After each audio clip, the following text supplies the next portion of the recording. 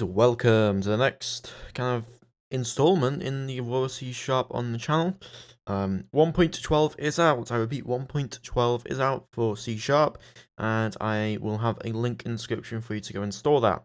In today's video, we're going to be discussing 1.12 changes, as well as announcing new things for the channel and what will be happening going forward with the current series, as it is currently on 1.11 and not 1.12.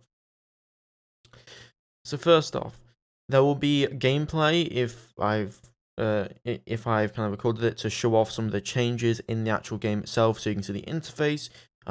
If not, it will just be writing, and each different change will be located on the screen. There won't be much actual gameplay, as this will be more pre-recorded voiceover of pre-recorded video with a voiceover. So let's do the channel stuff first, and then we can move directly into the actual changes. The first thing is that I'm going to be announcing a new series for the channel. So as you know, the current series New Horizons has been going for 22 episodes or so, 21, 22. And I'm not planning to end it. It will be wrapping up somewhat soon, but it will still get new episodes, and we'll go to probably about episode 25, episode 26. At that point, it will end, and I will be announcing a new series which will be directly related to the past series, and I will be coming up with the trailer for that very, very soon, so keep posted. I will also be announcing going through the backlog of all my old tutorials, and also making new tutorials. I will be updating the old tutorials and making new ones. So I'll be going through the entire backlog and updating where I see fit. There will be a new installation tutorial soon, and I will be doing that probably in the next couple days. So expect a lot more videos and updates and changes around overall. Well, if you have any questions about this, feel free to put them in the comments below, and I hope to see you in the new series and in the new tutorials that I'll be posting, and also remaking the old tutorials with better quality, and also reconfirming things with 1.12 changes and the like. So, we're going to have multiple sections of this video. The first section is going to be focused on the introduction and what I've just said now. The second section is minor changes, so this is small changes that don't require their own section. Then we have the fixes part of it, which is massive, and I won't be going too in depth over there, as there will be the change list linked in the description accordingly for you guys. Then there will be the major changes or fixes, and they will be in their own section. All of this will be timestamped accordingly for you guys, so you can go to whichever part you want to. And then we will have anything extra at the end. So there'll be about 3 to 4 segments of the video that will be defined about their specific things that you guys can go and have a look at. Now, let's go through them all and kind of talk about them and kind of explain them to anyone who wants to know. So, going through the minor changes, I'll be putting that on screen now, as you can hopefully see. Number 1, Space Master can change flags, hull icons, and race image for AI racers on the diplomacy screen. This is going to be amazing, especially for my new series and for AARs that will be coming up. And it's just an overall great change. Minor change, nice change. Another thing I want to say before we continue, I have done this. I did this originally in the 1.12 changelog preview video, but I'm just kind of updating it all now and putting in this one video that comes along with 1.12 as just kind of whole thing in general. So, next. Dust and radiation levels can now be changed in modified body. Or dust and radiation levels can now be changed in modified body window, which is amazing. This will again allow more customization and just overall great things. The third change, added button to economics window to allow change of capital population. There will be video on screen as well to kind of show this as we continue through the list. When new ground formation, parasites are now included on the transported items takes for fleets and ships on the naval organization window, or tabs for fleets and ships. So that is really cool. We're able to actually see our parasites on transportation tab, and that's just a nice quality of life change. When new ground formation construction complexes are built, queue tasks will be added automatically. Very nice. In 1.11, the AI will withdraw from systems that are alien controlled and relations that are neutral or better. For version 1.12, they will also withdraw from systems that are isolated due to alien control. Makes sense, good change. Non-player races, ground forces, will always use their active sensors. This is good because sometimes they wouldn't actually fire their STOs and stuff like that, and they wouldn't actually have their active sensors on. So that's just a nice quick change to how the behavior is. Missile fire controls with point defense mode set will launch AMMs without a specific open fire order. That's good. That was a big issue that a lot of people had specifically with firing the AMMs, so that is really nice to see. Next, fighter-sized craft do not require cargo shuttles now to load/unload colonists or cargo. Due to their size, they can land and load/unload directly. This is again very, very nice. It gives you more options. It allows you to have more colonist drops, more cargo drops. Do stuff with fighters, cargo fighter haulers, stuff like that. So those are the minor changes. So now we're going to be moving on to the fixes.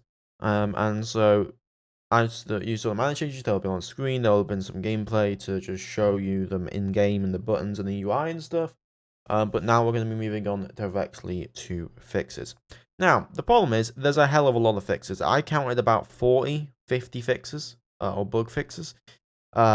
And so I'm not really going to be going through them too much. I'm just going to be highlighting the ones that I think are the most important. So, one of the most important ones at the moment, in my opinion, is going to be the beam weapons using area PD. You can no longer fire multiple times within the same 5-second tick. This actually made area point defense insanely powerful because you could fire quicker than 5 seconds, which would mean you could actually just burst down stuff super quickly if you had fast firing weapons. So that was a big deal. When area point defense hits targets, the location of the ninja packs are now shown correctly. So area PD has just been completely fixed and has been sorted out. So that was a big change out of the fixes. Next big fixes is going to be the fixes on ELINT and also just general intelligence stuff. So ELINT passive sensors now work appropriately, which is really good, and just generally is doing well. Other bugs that were good to fix here would be the resurrecting population debug. So that was a problem where populations would keep resurrecting on planets, and that was not very good, but that has been fixed accordingly. There's the fixed unload maxed items, so you would unload maxed item bug, and that actually fixed that, so that was really good. And also, there was another big fix there that fixed the ground formations elements with only inherent supply to fire at 1/4 of 8, which really screwed up ground forces. There's a lot more bug fixes here, as we can see, and as you'll be able to see if you go into the description below and you go to the change list. I'm not going to list them all out, but that is just a few of them that really caught my eye out and really helped fix up the game. There's a ton more bugs that are just going to make the game so much more playable, and fixes overall. So feel free to go into the description below. I'll be putting on screen all of the fixes right now, as well as the ones that I primarily cared about. So all the fixes will be on screen, so you guys can see that, and then you can also go in the description and look at the changelog, so you can see it yourself. Now we're going to be moving on to the major changes. So the first major change is that we now have something called Earth Death Spiral. Earth Death Spiral is a new disaster scenario which you can set in the new game window, which will basically cause Earth to slowly spiral towards the sun, with 3 available speeds: 0.01, 0.02, and 0.03 light years per year, or AU per year.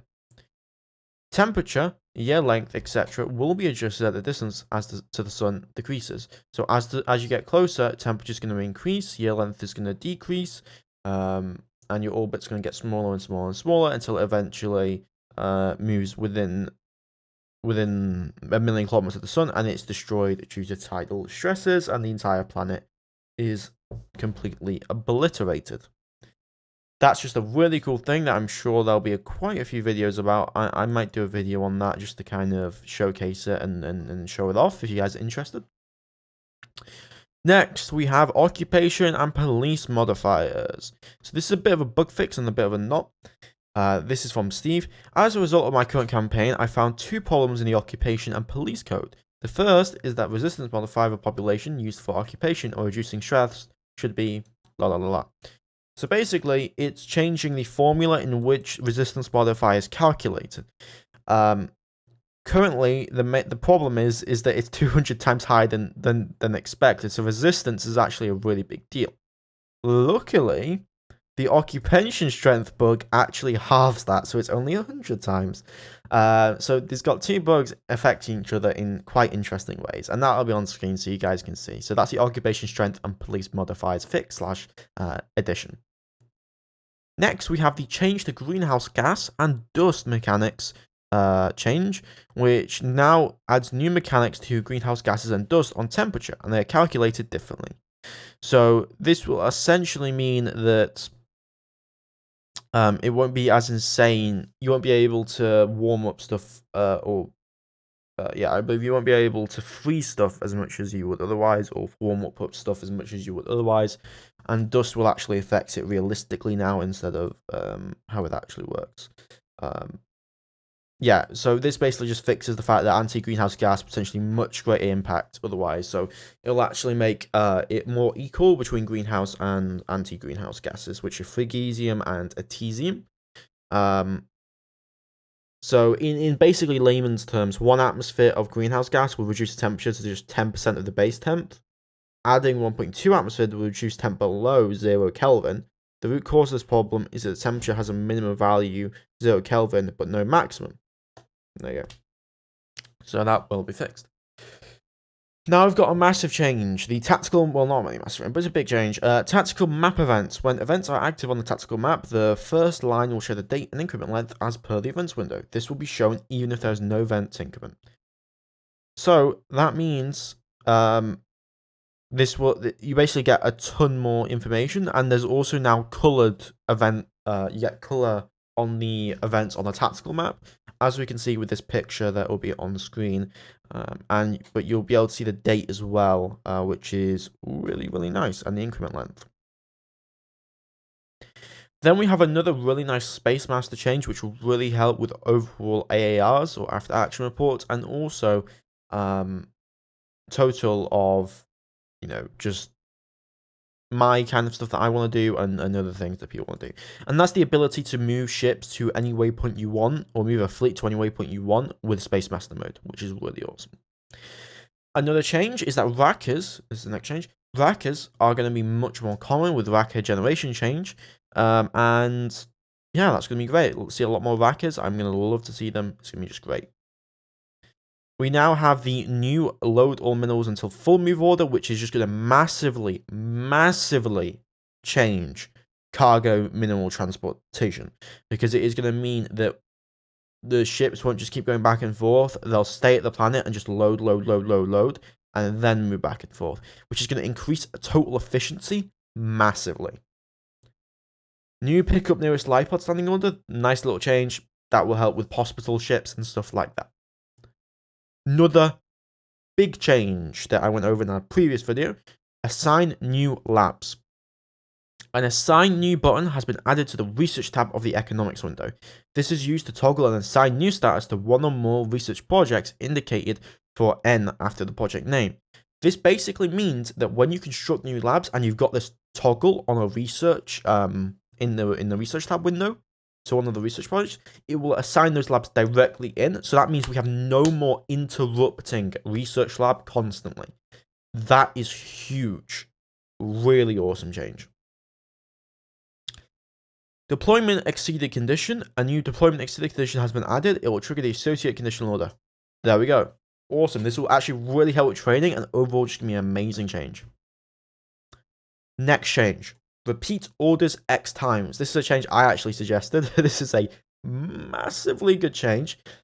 a small box text window has been added to repeat orders so that you can input, like, I want to repeat this by 5, and you can repeat that directly by 5, which is really, really cool. Instead of just having to do it double, and so you can just repeat as many times as you want, 10, 12, all of that stuff. New conditional order, refuel, resupply, and overhaul. So you can now, for example, if you have this condition, like a deployment exceeded condition, you can have that be a condition, and if that procs, then it will then go and refuel, resupply, and overhaul, which is really awesome. Next, we have cycle previous location. So you can now use Alt F11 and Alt F12 to cycle back and forth through the list of sent locations since the game was loaded.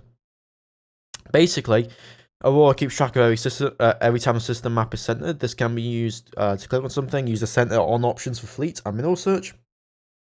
And it basically will allow you to just cycle more easily through things, which is a nice little change.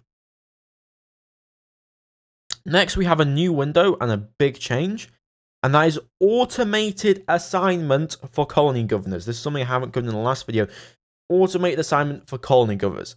Massive. Absolutely ginormous change, because what would happen previously is you would essentially you would assign a governor, but then the governor would die and then you just forget about it because it's too much of a pain in the ass. Even though governors are so massive in how much they actually provide benefits, if you've got a 30% population growth buff, that's like 3% more population you're growing. So you can have 13% population growth on the planet on a new colony, which is huge increase. That's a 30% increase in total population that like you're gonna get. So this is basically the change.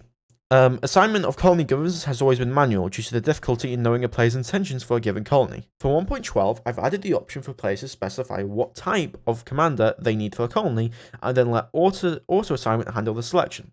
A new governor tab on the economics window shows details of the current colony governor and provides options for selected. The options works as follows.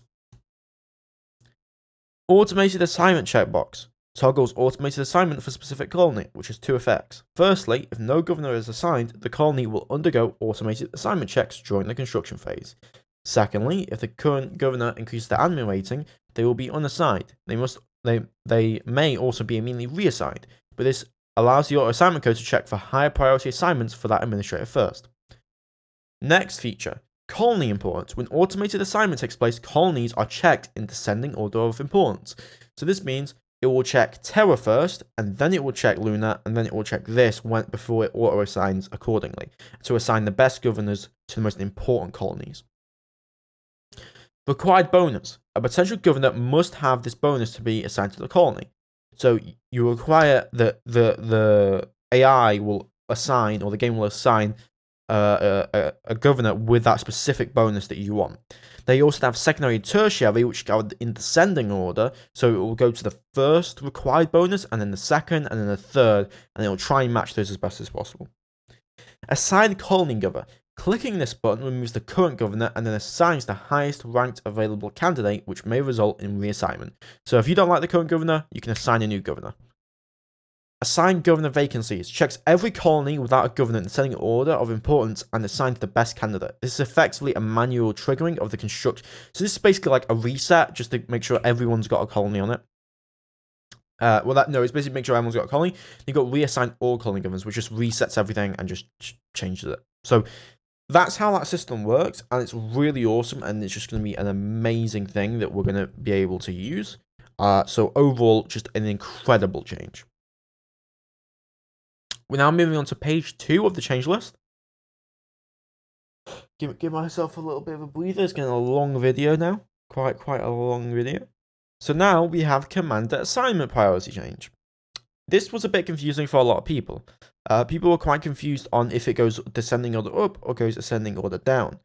Originally, 0 was the highest priority in VB6, but it's been changed so that 0 is now the lowest priority, which is just common sense. It makes it easier. So the higher priority is going to be the higher number, lower priority is going to be the lower number. Next, we have survey next 3 bodies or locations.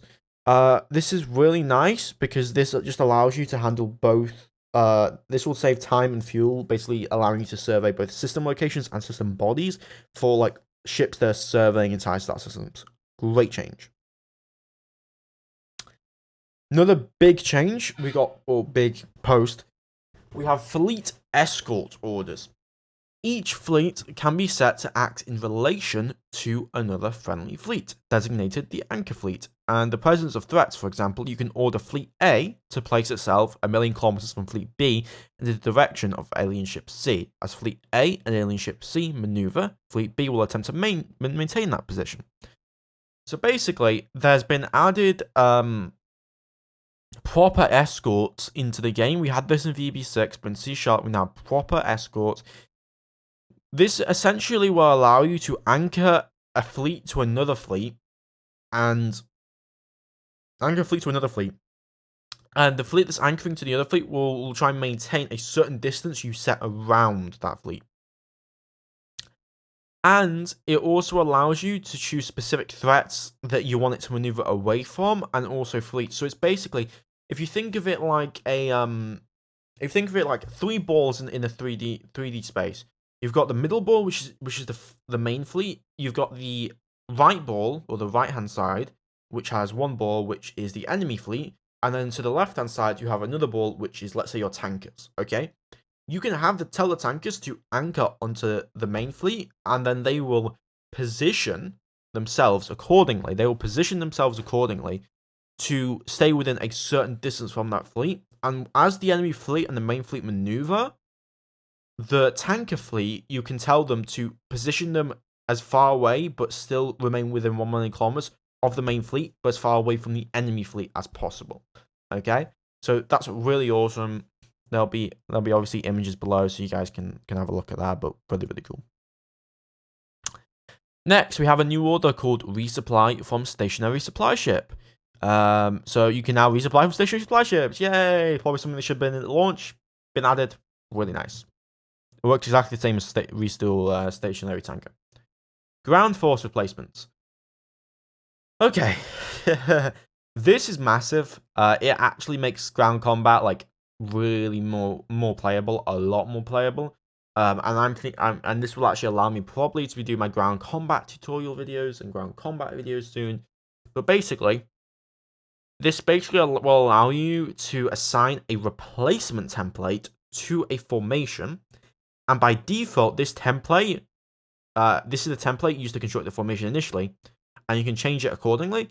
And basically, you can then replace these formations at a colony, or just in general. You can have it automatically replace. So you can flag formations essentially used for replacements, in which case the replacement template is removed for that formation.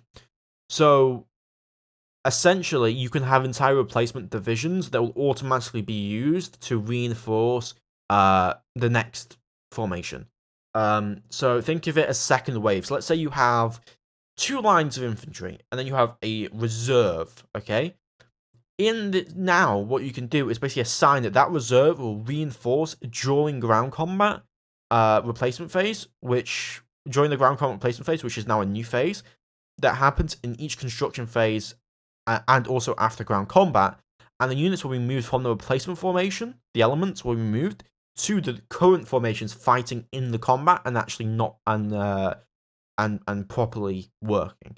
So that is how that kind of works. Again, it will be up on screen so you can get the full worded out explanation. But that's essentially what we're talking about here, and that's just a really big change. Okay, another thing that this will bring is that for example, they will now basically upgrade during mid-combat. So you can use like upgraded stuff from what I can see. It will work out. So we have this thing called unit series now, essentially. So this will allow much better management overall of guardsmen, not guardsmen, but of units and formations. Because basically you can have a unit designed, and then you can have a next generation unit, and it can be in the same series. And what it will do is it will basically, when you're replacing the unit, it will allow you to essentially ship out the best. it will try and like reinforce from the best element first. So that'll be the Lehman Russ Mark II. It will look for basically the best version of it, and if it can't find that, it'll move to the next one, and it will use that instead. In case, for example, you know, you need cheaper units, or you're going to use, or you don't have that available, and so you're going to draft in some old regiments to replace the current ones, then you can do that. So that is another amazing change, and so that is the end of the major changes for the video. My voice is really taking a beat. But yeah, that's the end of the major changes, massive changes across the board. I can't wait to get into 1.12. I hope you guys are excited. I hope everyone's excited. New series is going to be on the way. New tutorials are going to be coming out. I'm absolutely pumped. I hope you have enjoyed the video. Please leave a like, comment, and subscribe, and I'll see you next time. Bye.